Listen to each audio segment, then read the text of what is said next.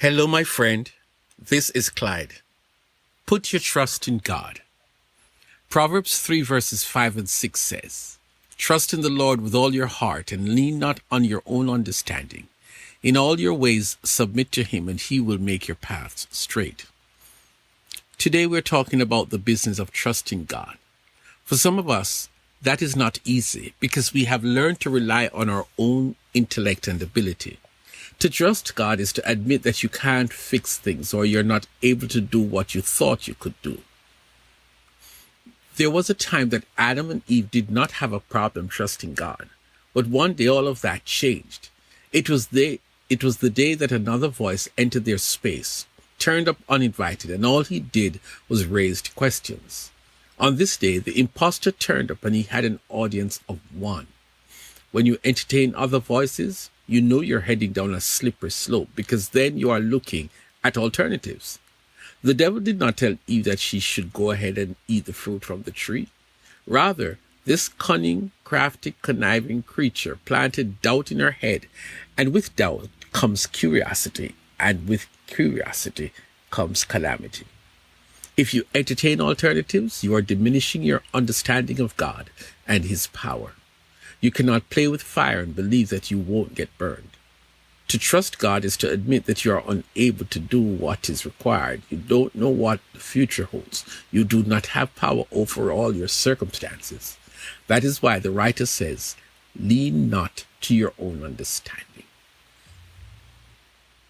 To trust God is to know the difference between the good shepherd and the thief. This thing of trusting is a competition, one competing against the other, each being presented as the one to trust. When you find yourselves in this situation, it is your knowledge of God that is going to see you through. You have to know God, his voice, and his purpose for your life. What is being offered to you? Jesus said that the competition for your attention and your trust is down to these two characters. The first one he calls a thief. And he tells you that the thief only comes to steal, kill, and destroy. The thief is the one who will abandon the sheep in times of trouble when the wolf is coming. On the other hand, the God who you trust is the one who gives you abundant life. Abundant life comes from the one who leads you to green pastures. He provides. Abundant life is the one who protects, and he is the one who asks you to trust him. To trust God is to have faith in God. Abraham is known as the father of faith, but where did that faith come from? Abraham and his family, Sarah, and Lot, his nephew, were originally from Ur of the Chaldeans, but his father was bringing them to a place called Canaan. They stopped in Haran, and the father died there. The mission was aborted, at least until God turned up and told Abraham to leave and go to a place that God would show him. It got even stranger. God promised to make him a great nation and they would be blessed. The problem is that at 75 years old and his wife being 65, they could not have children. But what did Abraham do? He still invested his trust in God. Let us use the principles of faith found in Hebrews 11 to explain Abraham's crazy behavior. After all, which sensible, logical thinking man gets up and follows God when he is speaking such weird things? It says that faith is confidence in what we hope for. Okay, Abraham and his family were on their way to Canaan before they met God, so that is no big thing really. You know what you hope for. You know what you want in life. God offers to help you to get there, or the imposter offers to get you what you want. Who are you going to put your faith in? Then it says that faith is absolute assurance about what you do not see.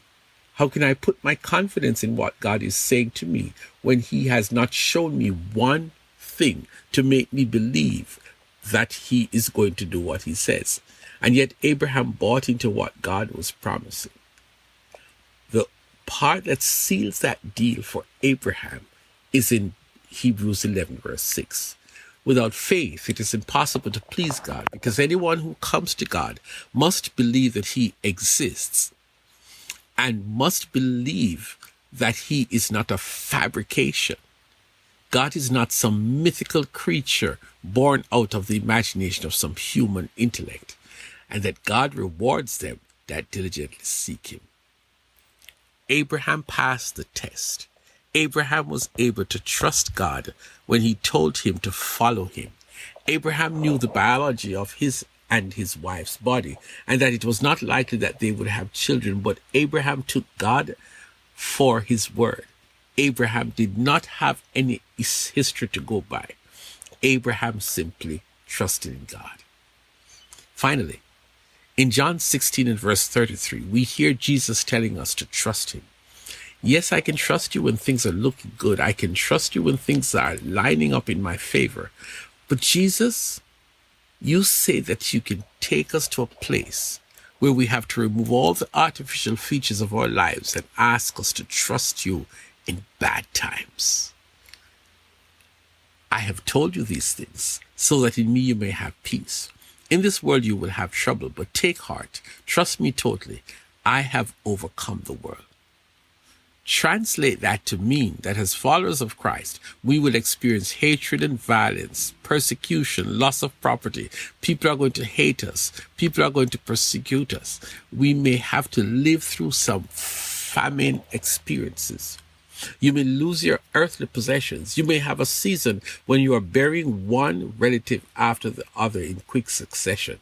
You may go through a season when the doctors tell you that you have only a short time to live. In this world, you will have real trouble, but you must trust me. You have to trust me. You cannot take your eyes off of me. You cannot pack up like Ruth's sister and go back to where you were coming from. You must trust me. You must believe that I am not only God of the storm, but I am God in the storm. Trust me, because I have overcome the world.